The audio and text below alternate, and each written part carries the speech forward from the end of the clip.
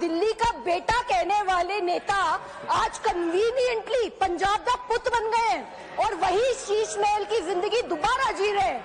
Sir, Delhi के ज्यादातर reject ex MLA sir वो पंजाब पहुंचकर पंजाब में रिटायरमेंट प्लान बना रहे हैं अपना। सर, पंजाब पर आज लगभग 4 लाख करोड़ का कर्ज है और मुझे बहुत दुख के साथ इस सदन में कहना पड़ रहा है कि पंजाब में खुलेआम नदियों से अवैध सैंड माइनिंग चल रही है।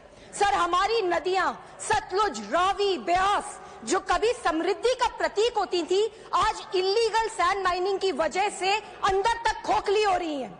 सर, पंजाब की रूह, पंजाब की रेत रात के अंधेरे में ट्रकों में भरकर चोरी की जा रही है। कई गांवों में नदी के किनारे कट रहे हैं, खेतों की जमीनें कमजोर पड़ रही हैं, पुलों और सड़कों की नींव पर लगातार खतरा बढ़ रहा है। सर, दिल्ली के एक बड़े नेता का वादा था कि पंजाब में रेत 5.5 रुपीस पर क्यूबिक फीट पर मिलेगी, पर लोग आज भी 35 से 40 रुपए देकर मजबूर हैं। वादा था कि माइनिंग से 20,000 करोड़ रुपए का रेवेन्यू आएगा। आया कितना? सालाना मुश्किल से 200 करोड़, यानी 99% पैसे की लूट हो गई।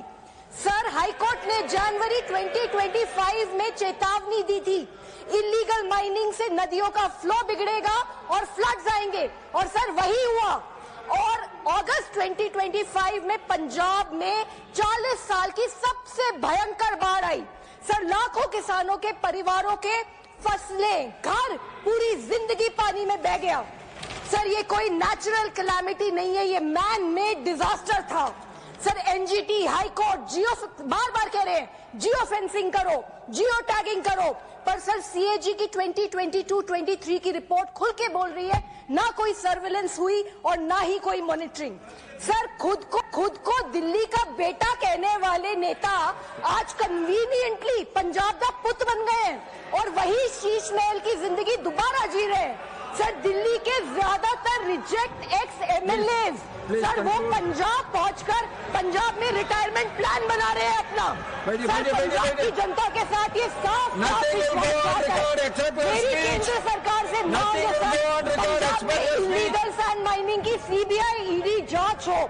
सर, ये नेक्सस तोड़ना पड़ेगा, नहीं तो ना इकोनॉमी बचेगी, ना इकोनॉमी और ना ही पंजाब का भविष्य।